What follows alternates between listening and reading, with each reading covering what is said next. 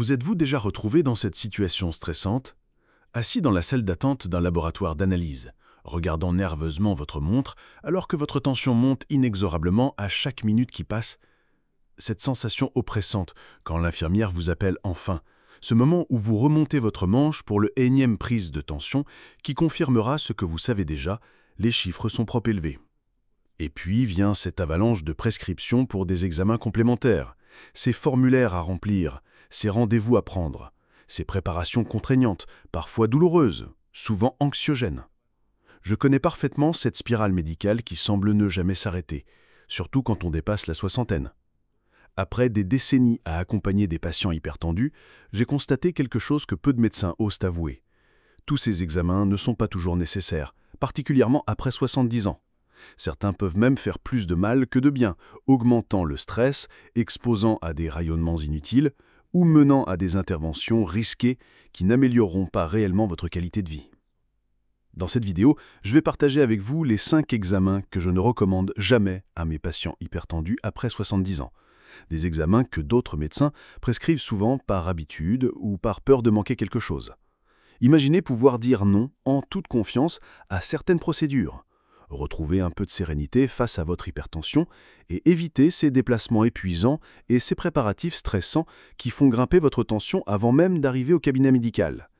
Ce n'est pas de la négligence, c'est au contraire une approche plus humaine et raisonnée de la médecine, particulièrement adaptée à votre âge et à votre condition. Restez avec moi jusqu'à la fin, car cette information pourrait transformer votre relation avec le système de santé et vous redonner un sentiment de contrôle sur votre parcours médical. Avant de commencer, j'aimerais savoir si vous ou un de vos proches souffrait d'hypertension et avez plus de 70 ans. Partagez votre expérience ou vos questions dans les commentaires ci-dessous.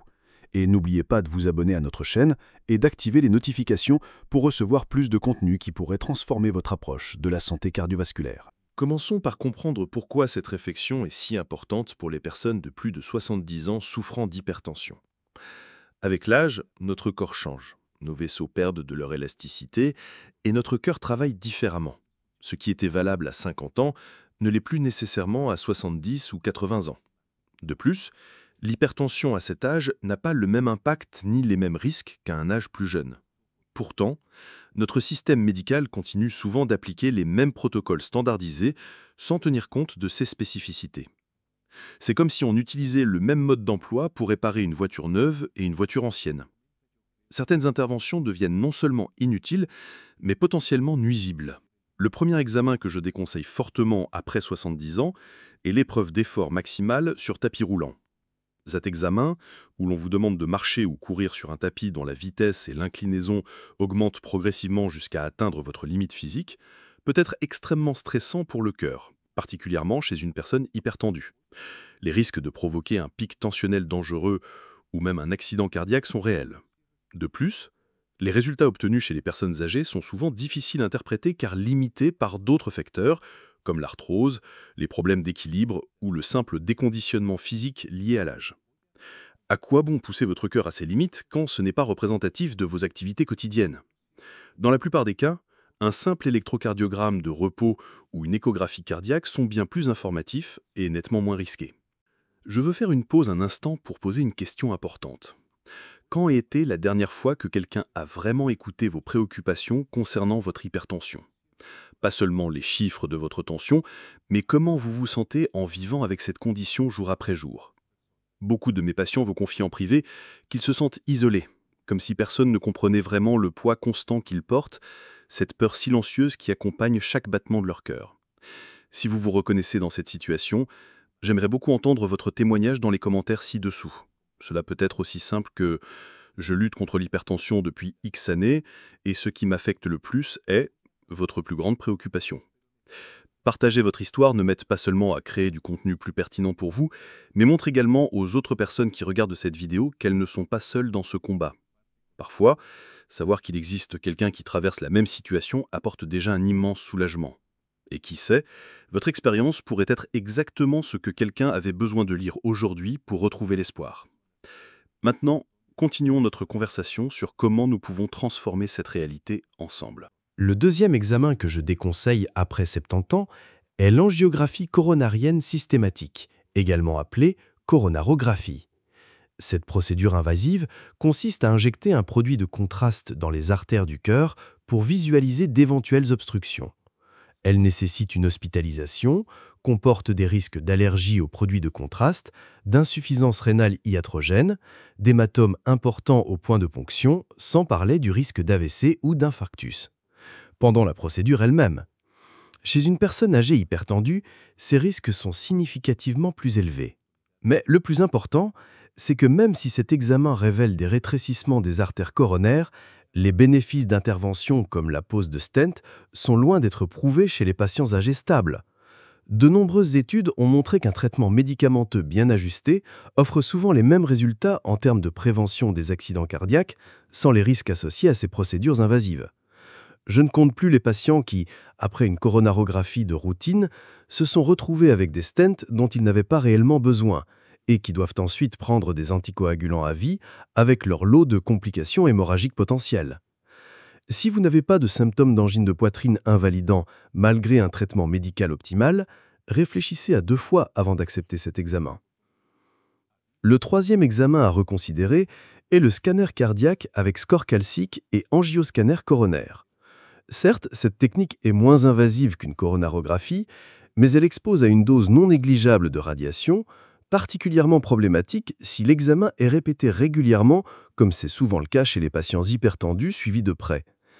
De plus, le score calcique, qui mesure les dépôts de calcium dans les artères coronaires, augmente naturellement avec l'âge. Après 70 ans, il est presque toujours élevé, sans que cela ne traduise nécessairement un risque accru d'événements cardiovasculaires.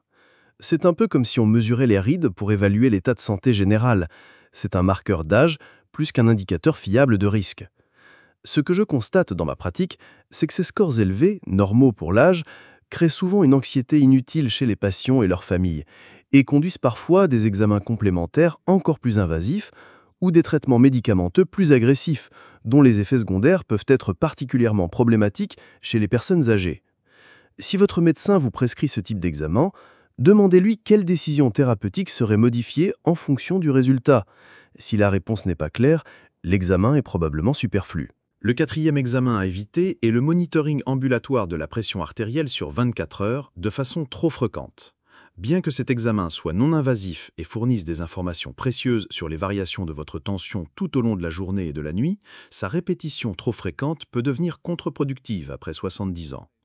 Porter cet appareil qui gonfle automatiquement le brassard toutes les 15 à 30 minutes pendant 24 heures est souvent mal toléré. Il perturbe le sommeil, déjà fragile à cet âge, provoque des hématomes sous-cutanés chez les patients sous anticoagulants et génère un stress qui peut paradoxalement faire monter la tension. J'ai vu des patients développer une véritable phobie de cet examen, au point que leur tension montait dès qu'on leur proposait de le réaliser à nouveau. De plus, chez les personnes âgées, les variations de tension sont naturellement plus importantes et moins préoccupantes que chez les sujets plus jeunes. Une mesure bien faite par vous-même à domicile, dans des conditions calmes, avec un tensiomètre validé, 3 fois par semaine pendant 2 semaines avant votre consultation, fournit généralement des informations tout aussi utiles pour ajuster votre traitement, sans le stress et l'inconfort du monitoring continu. Enfin, le 5e examen que je déconseille systématiquement est la biopsie rénale à visée diagnostique chez les patients âgés, hypertendus présentant une insuffisance rénale modérée. Cet examen invasif, qui consiste à prélever un petit fragment de tissu rénal à l'aide d'une aiguille, comporte des risques significatifs d'hémorragie, particulièrement chez les patients hypertendus dont les vaisseaux sont souvent fragilisés. Après 70 ans, l'insuffisance rénale modérée est fréquemment due à la néphroangiosclérose, c'est-à-dire au vieillissement des reins lié à l'hypertension de longue durée et à l'âge lui-même. La biopsie rénale ne fait alors que confirmer ce que l'on sait déjà, sans modifier la prise en charge thérapeutique, qui reste centrée sur le contrôle optimal de la tension et la protection de la fonction rénale résiduelle. Les risques de l'examen dépassent largement ses bénéfices potentiels. J'ai connu trop de patients qui ont subi des complications graves suite à cet examen, pour un résultat qui n'a finalement rien changé à leur traitement.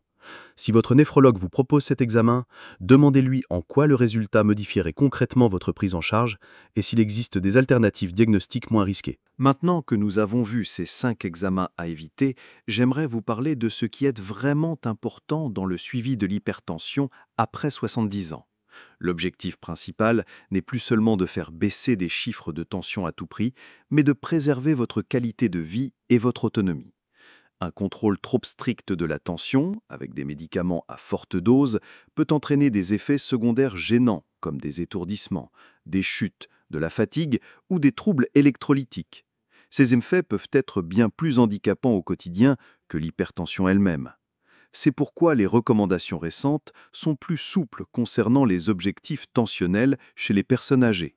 Une tension systolique entre 140 et 150 mm de mercure est souvent considérée comme acceptable, alors qu'on viserait plutôt moins de 130 mm de mercure chez un patient plus jeune. Ce qui compte, c'est l'équilibre entre le contrôle de l'hypertension et la préservation de votre bien-être au quotidien.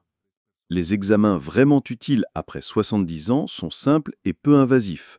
Un bilan sanguin annuel pour surveiller votre fonction rénale et vos électrolytes, un électrocardiogramme de repos et éventuellement une échographie cardiaque tous les 2 à 3 ans pour évaluer la fonction de votre cœur. Ces examens suffisent généralement à orienter correctement votre traitement sans vous exposer à des risques inutiles. J'insiste également sur l'importance de l'automesure tensionnelle à domicile, avec un appareil fiable dans des conditions standardisées, au calme, après quelques minutes de repos, le bras soutenu à hauteur du cœur. Ces mesures, notées régulièrement dans un carnet, sont bien plus utiles à votre médecin que des examens sophistiqués pour ajuster au mieux votre traitement. Parlons maintenant de l'aspect psychologique de l'hypertension, souvent négligé mais pourtant crucial, surtout après 70 ans.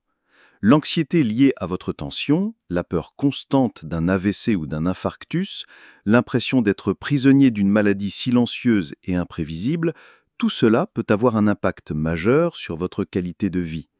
Ironiquement, cette anxiété elle-même peut faire monter votre tension, créant un cercle vicieux difficile à briser.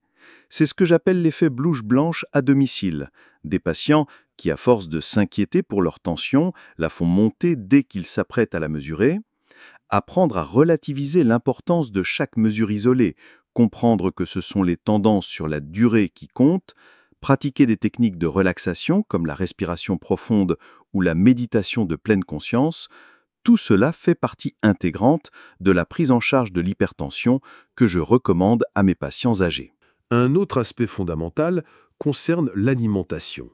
Plutôt que de vous imposer des régimes draconiens difficiles à suivre à long terme, je préconise des ajustements progressifs et durables. Réduire modérément votre consommation de sel en évitant les aliments transformés, augmenter votre apport en potassium grâce aux fruits et légumes frais, privilégier les graisses insaturées comme l'huile d'olive, consommer régulièrement des poissons gras riches en oméga 3, maintenir un apport suffisant en calcium et vitamine D pour préserver votre capital osseux. Voilà des conseils simples, mais efficaces. N'oubliez pas que le plaisir de manger reste essentiel à votre âge. Mieux vaut un régime méditerranéen suivi avec plaisir qu'un régime sans sel strict abandonné après quelques semaines par lassitude. Et si vous avez toujours aimé votre petit verre de vin rouge au repas, sachez qu'une consommation très modérée, un verre par jour maximum, n'est généralement pas contre-indiquée, sauf avis contraire de votre médecin. L'activité physique adaptée est également un pilier du traitement non médicamenteux de l'hypertension, même après 70 ans. Je ne parle pas ici de performances sportives, mais d'exercices doux et réguliers. Marche quotidienne de 20 à 30 minutes, natation en piscine chauffée, vélo d'appartement à faible résistance, tai chi ou yoga adapté aux seniors. Ces activités permettent non seulement d'améliorer le contrôle de votre tension, mais aussi de préserver votre masse musculaire, votre équilibre, votre coordination, et donc votre autonomie. Elles ont également un effet bénéfique sur votre morale et la qualité de votre sommeil, deux facteurs qui influencent indirectement votre tension artérielle. Commencez doucement et augmentez progressivement l'intensité et la durée de vos exercices, en restant toujours à l'écoute de votre corps. Concernant le traitement médicamenteux, il doit être personnalisé et régulièrement réévalué. Avec l'âge, votre métabolisme change et les doses qui vous convenaient parfaitement à 60 ans peuvent devenir excessives à 75 ou 80 ans, entraînant des effets secondaires gênants. N'hésitez pas à signaler à votre médecin tout symptôme inhabituel apparu après l'instauration ou la modification d'un traitement. Vertige, fatigue anormale, troubles de concentration, crampes musculaires, troubles digestifs. Ces signes peuvent indiquer que votre traitement nécessite un ajustement. Privilégiez les médicaments à prise unique quotidienne, idéalement le matin, pour favoriser l'observance et minimiser les levées nocturnes liées à l'effet diurétique de certains antihypertenseurs. Si vous prenez plusieurs médicaments, un pilulier hebdomadaire peut vous aider à éviter les oublis ou les doubles prises. Un point souvent négligé concerne les interactions médicamenteuses, particulièrement fréquentes chez les personnes âgées, souvent polymédiquées. Certains médicaments courants peuvent interférer avec vos antihypertenseurs ou aggraver votre hypertension. Anti-inflammatoires non stéroïdiens, certains décongestionnants nasaux, corticoïdes, certains antidépresseurs, etc. Même des compléments alimentaires apparemment anodins, comme le ginseng, la réglisse ou le millepertuis, peuvent modifier l'efficacité de votre traitement. Tenez une liste à jour de tous vos médicaments, y compris ceux achetés sans ordonnance, et montrez-la systématiquement à chaque professionnel de santé que vous consultez. N'ajoutez jamais un nouveau traitement, même naturel, sans en parler à votre médecin ou votre pharmacien. Abordons maintenant un sujet délicat mais essentiel, les directives anticipées et le choix éclairé des interventions en cas de complications.